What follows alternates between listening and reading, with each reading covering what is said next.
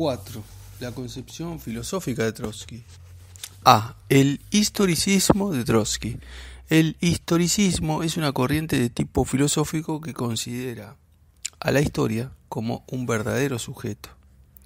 La historia hegeliana, por ejemplo, es básicamente historicista porque es el despliegue de la idea absoluta como el desarrollo del espíritu universal. Sabemos que según Hegel la idea absoluta se despliega en la lógica, la filosofía de la naturaleza y la filosofía del espíritu universal.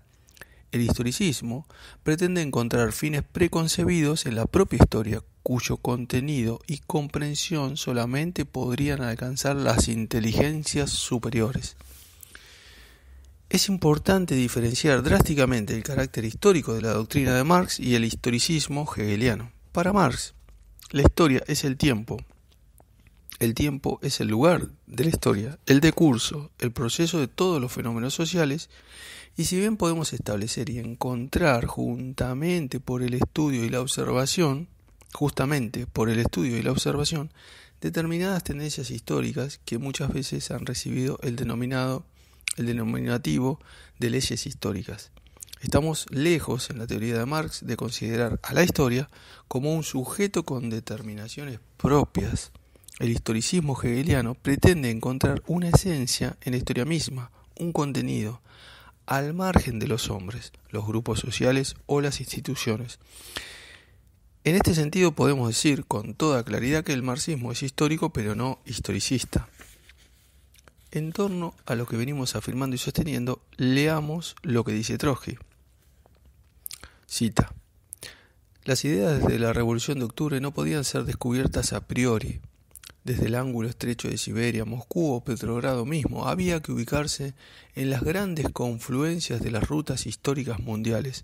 Solo si se vinculaban los problemas de la revolución burguesa retrasada con las perspectivas del movimiento proletario mundial, era posible formular un programa de dictadura proletaria para Rusia.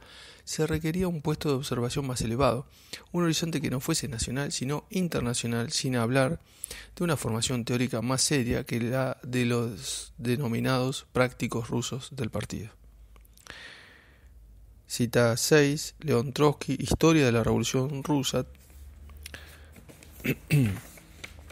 Como se puede apreciar muy claramente, Trotsky piensa que la escena de la historia mundial constituye una sustancia etérea que vaga solamente en los grandes escenarios mundiales y ante todo en la cabeza de los grandes pensadores occidentales, y que buscarla en la perdida Siberia o en las modestas ciudades de Petrogrado o Moscú resulta siendo una política provinciana. Las ideas mismas de la revolución socialista no son producto para Trotsky de las condiciones concretas sociales y económicas, también políticas de la Rusia zarista. Trotsky ve a las masas populares rusas con un profundo desprecio. La propia Rusia, la madre Rusia de los Narodniki, es para él nada más que un país campesino atrasado y olvidado de las grandes confluencias de las rutas históricas mundiales que pasan pues por Berlín, París, Londres o Nueva York. Lo demás son majaderías parroquiales. La concepción historicista de Trotsky es muy clara en todos sus escritos. Para él, el espíritu y la historia, como nos recuerdan a Hegel estos pensamientos idealistas e historicistas explicados por Trotsky, habrá que encontrarlo en esas grandes confluencias mencionadas y ese espíritu universal típicamente hegeliano que naturalmente no se expresa para las armas sencillas, sino evidentemente a los grandes pensadores que, como él, Trotsky, comprenden estos contenidos esenciales y sustanciales de la historia. B. La pereza humana como motor de la historia. Por otra parte, en el problema propiamente filosófico tenemos sus juicios en torno a la pereza humana. Hemos encontrado en las obras de Trotsky aquí mencionadas algunas citas que realmente nos han sorprendido mucho y que se refieren al carácter que podría tener el hombre del comunismo. Sin embargo, no se trata solamente de una disquisición de carácter futurista donde caben todas las especulaciones, sino de la consideración de algunas actitudes humanas como progresivas o retardatarias. En este sentido tenemos el problema de la pereza humana que contrasta ya con la concepción del hombre marciano de los manuscritos y mucho más con el hombre histórico del Marx maduro, así como el hombre de los sábados comunistas de Lenin, los hombres de temple especial de Stalin, los hombres de la Revolución Cultural China de Mao o finalmente el hombre nuevo del Che Guevara. Veamos. Para el Marx de los manuscritos económicos filosóficos de 1844, la esencia humana estaba constituida sobre todo por el carácter libre del trabajo humano. Karl Marx, manuscritos económicos filosóficos de 1844. Trotsky, por el contrario, piensa que un fundamento de aquella esencia es precisamente la pereza humana y por ello mismo dice: toda la historia de la humanidad es la historia de la organización y de la educación del hombre para el trabajo con el fin de obtener una mayor productividad. El hombre, como ya me he atrevido a decir, es un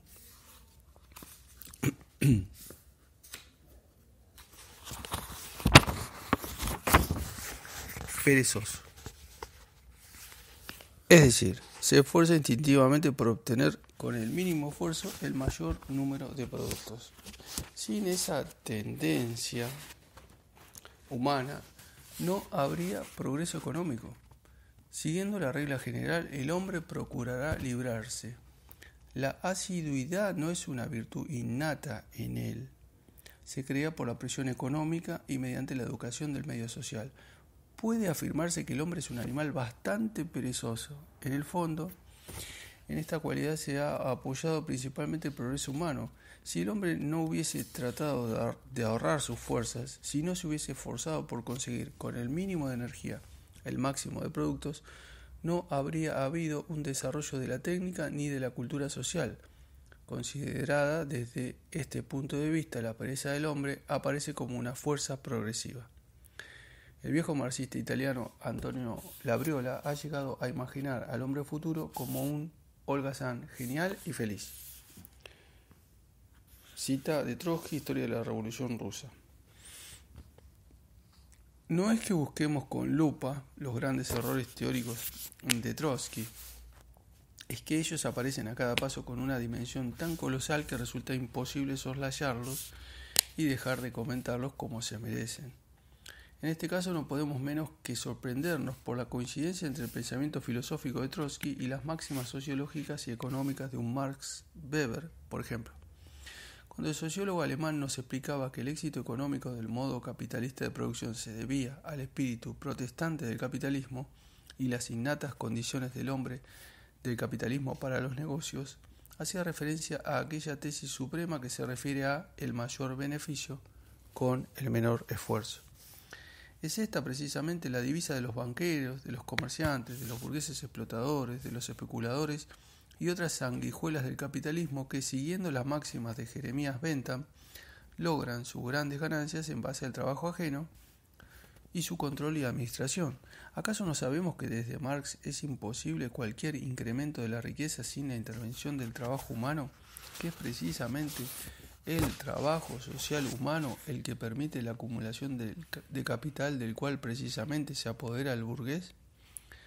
No, para Trotsky es la pereza de algunos y el trabajo de otros el que genera la riqueza y los productos.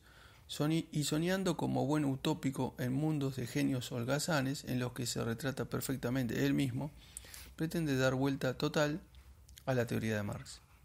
En efecto, en su famoso escrito Crítica al programa de Gotha, Marx escribe, cita: en la fase superior de la sociedad comunista, cuando haya desaparecido la subordinación esclavizadora de los individuos a la división del trabajo y con ella la oposición entre el trabajo intelectual y el trabajo manual, cuando el trabajo no sea solamente un medio de vida, sino la primera necesidad vital, cuando, con el desarrollo de los individuos en todos sus aspectos, crezcan también las fuerzas productivas y corran a chorro lleno los manantiales de la riqueza colectiva, solo entonces podrá rebasarse totalmente el estrecho horizonte del derecho burgués y la sociedad podrá escribir en su bandera, de cada cual según su capacidad, a cada cual según sus necesidades. Para Trotsky el hombre futuro será un holgazán. Para Marx, en cambio, será un trabajador con una conciencia tal que el trabajo sea su primera necesidad vital, ejercitándolo libre, voluntariamente, no para beneficio propio, sino para la comunidad, libre de explotadores y explotados, opresores y oprimidos. Tenemos, pues, que en este aspecto esencial de la concepción materialista dialéctica de la historia, los conceptos de Marx y Trotsky son no solo diferentes, sino radicalmente opuestos. Trotsky en verdad tenía muy poco de marxista, contrastando también radical y completamente con los criterios de Lenin sobre los sábados comunistas, por ejemplo, en los que el líder bolchevique encuentra las raíces de lo que sería la sociedad comunista, en los que Lenin encuentra esa nueva mentalidad solidaria, profundamente humana, de entregar todo su esfuerzo para el bien de la sociedad sin exigir pago alguno, en los que Lenin ve la realización del hombre nuevo, bolchevique y socialista. Trotsky está pensando en obtener mayores productos con el menor esfuerzo. Trotsky va mucho más allá y plantea que la pereza es una fuerza progresiva y que ella explica el progreso histórico. Ya no son, en realidad, nunca lo fueron. Para Trotsky, el desarrollo de la lucha de clases y las fuerzas productivas, así como las relaciones sociales de producción, las causas profundas del desarrollo histórico. Resulta que, según el criterio reaccionario y aristocratizante de Trotsky, es la pereza, y sobre todo su pereza, la fuerza que determina el curso de los acontecimientos históricos. Es realmente increíble encontrar estas aberraciones teóricas en los trabajos intelectuales de Trotsky. 5. El aristocratismo y cosmopolitismo de Trotsky. Definimos como cosmopolitismo la tendencia que, negando todo aporte nacional de los pueblos, cree encontrar en los más adelantados algún contenido realmente progresivo, mientras ve muchas veces a su propio pueblo como incapaz y carente de toda iniciativa histórica. Hemos señalado ya el acendrado aristocratismo que desborda la personalidad y la producción teórica de Trotsky, y no es que él mismo sea un aristócrata. Como vimos en los rasgos biográficos, su familia judía era de clase media bastante humilde. Su aristocratismo deriva de su propia formación cultural. Su inteligencia, evidente, sin embargo, no es muy grande, porque todo gran hombre ha sido verdaderamente humilde, y Trotsky está muy lejos de la humildad. Por el contrario, se muestra arrogante y prepotente, precisamente con los más humildes, los campesinos pobres de Rusia, los campesinos de todos los países, e inversamente se porta solícito y no ahorra elogios para Occidente, para los explotadores del mundo. Trotsky quiere liberar a la comunidad internacional de las fronteras nacionales, cuando ni siquiera algunos estados han llegado a la etapa del Estado-Nación. Luego, en conclusión, no queda más que un cosmopolitismo acomplejado que se empeña en desmerecer los esfuerzos de los pueblos pequeños en el acontecer internacional. He aquí las palabras de Trotsky al respecto. La subordinación de las revoluciones nacionales atrasadas a la revolución del proletariado procede de un determinismo de alcance mundial, mientras que en el siglo XIX la tarea esencial de las guerras y las revoluciones consistía en proporcionar un mercado nacional a las fuerzas productivas. La tarea de nuestro siglo reside en liberar las fuerzas productivas de las fronteras nacionales, convertidas en obstáculos para su desarrollo. En un amplio sentido histórico, las revoluciones nacionales de Oriente no son sino peldaños de la revolución mundial del proletariado, así como los movimientos nacionales de Rusia fueron peldaños hacia la dictadura soviética. El aristocratismo de Trotsky va parejo con su incurable cosmopolitismo. Su punto de vista, por ejemplo, de liberar de trabas nacionales a las fuerzas productivas mundiales, nos está mostrando hasta qué punto considera el desarrollo económico al margen de los intereses de clase, y su pretensión de borrar fronteras no consulta ni siquiera mínimamente el momento histórico concreto, como si la revolución internacional ya hubiera triunfado, único caso estratégicamente lejano que permite pensar en esos términos.